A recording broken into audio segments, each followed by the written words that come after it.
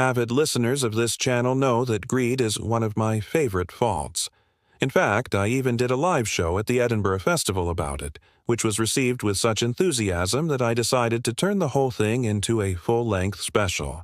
And if you haven't yet watched The Greed is Good Hour, you can find it on a streaming service. But while I might have momentarily wavered in my greed-obsessed ways by saying that greed is good, because it is, today we're going to explore why greed doesn't just have a bottom, but also why it's not something you should ever try to fill. Because when you do, it only makes things worse.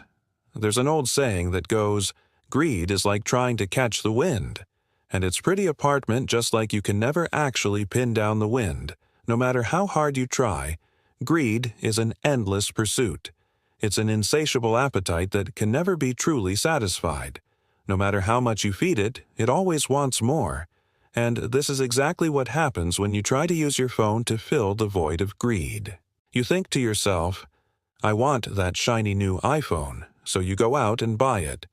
But then, after a while, you feel the pull of greed once again. This time, it's whispering to you about how cool the latest luxury car would look in your driveway. So you save up some money and you purchase the car. You drive around town in your fancy new vehicle, feeling pretty pleased with yourself for a bit until suddenly, out of nowhere, there's a fender bender. Before you know it, you're in the body shop getting estimates. The repair bill comes back higher than you expected. Your insurance premiums shoot through the roof. And you suddenly realize that all that extra money you spent to buy the luxury car has eaten away at your savings, and now you're paying more in expenses than you had anticipated. And it's not just material possessions like cars or phones either. Sometimes we try to fill the void of greed with experiences too. Maybe you decide to take a luxurious vacation to an exotic locale. You sip cocktails on the beach, bask in the warm sun, and indulge in gourmet meals. But as the trip draws to a close, you start to feel the pangs of greed once again. You come back home and you start planning your next adventure. And before you know it, you've spent more money than you originally planned on travel. And still, even though you've experienced all those amazing things, the sense of fulfillment is fleeting and you're left feeling just as empty as before. So, what is it about greed that makes it so elusive? Why does it always seem to be just out of reach, no matter how hard we try to grasp it? The answer lies in the very nature of greed itself. Greed is not a simple desire for material possessions or experiences.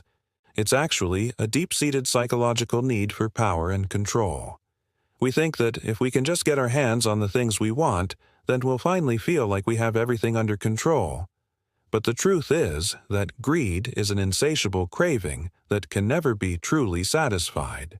We may think that owning the latest iPhone will make us feel more secure, but once we get it, we quickly become fixated on other things that we don't have, and we end up chasing after them, thinking that they will bring us the power and control that we crave. The problem with this kind of thinking is that it leads us down a dangerous path. When we start to think like this, we begin to see the world as something that exists for our own personal gain. We start to take advantage of others, exploit their labor, and manipulate them for our own benefit. We think that we're entitled to more than our fair share, and that it's perfectly fine to take what we want from others, regardless of whether or not it's hurting them in the process. This is where greed becomes destructive. When we allow our greed to take over, we stop caring about the impact that our actions are having on others. We become selfish, uncaring, and ruthless in our pursuit of more.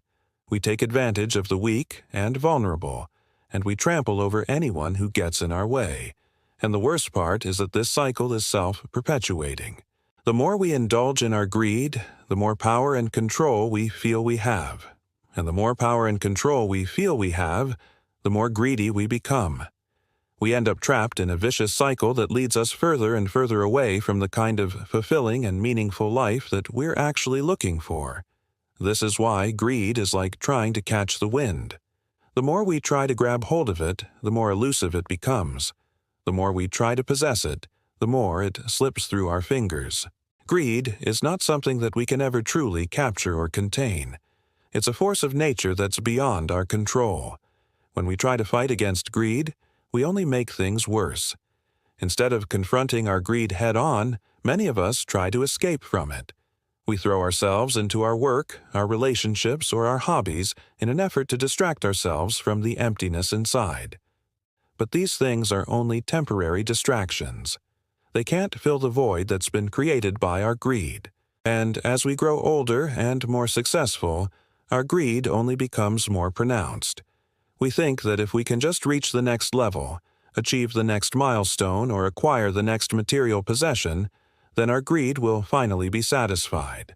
But this is just a fantasy. Our greed will never truly be fulfilled.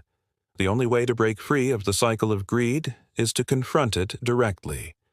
We have to acknowledge our own greed, admit our mistakes, and make amends for the harm that we've caused others.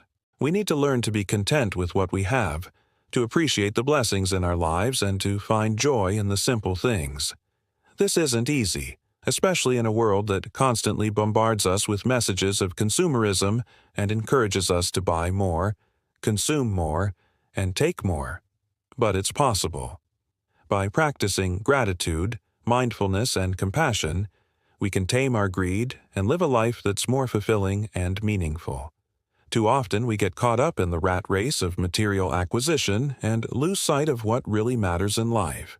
We become so focused on climbing the ladder of success that we forget to enjoy the journey. But the truth is that life isn't just about achieving material success. It's about cultivating meaningful relationships, experiencing joy, and contributing to something greater than ourselves. When we focus on these things, we start to see that we don't need to be greedy to be happy.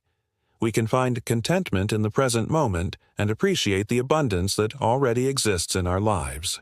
This doesn't mean that we shouldn't strive for success or that we shouldn't work hard to achieve our goals.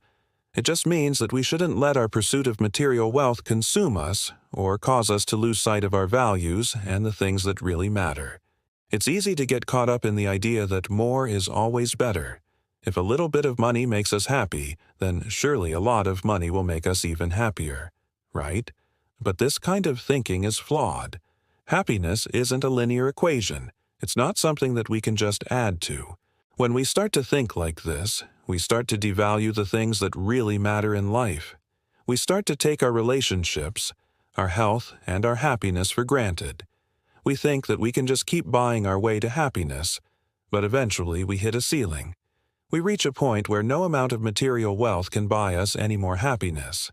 At this point, we're faced with a choice. Do we continue to chase after more and more material possessions, or do we start to appreciate what we already have? The choice is clear. If we want to be truly happy, we need to learn to be content with what we have. We need to find joy in the present moment and appreciate the abundance that already exists in our lives. Greed is a powerful force, but it's not one that we have to give in to. By practicing gratitude, mindfulness, and compassion, we can overcome our greed and live a life that's more fulfilling and meaningful. We can learn to find happiness in the present moment and appreciate the abundance that already exists in our lives. Thank you for watching this video. If you liked it, please hit the like button and subscribe to the channel. I'd love to have you back for the next video.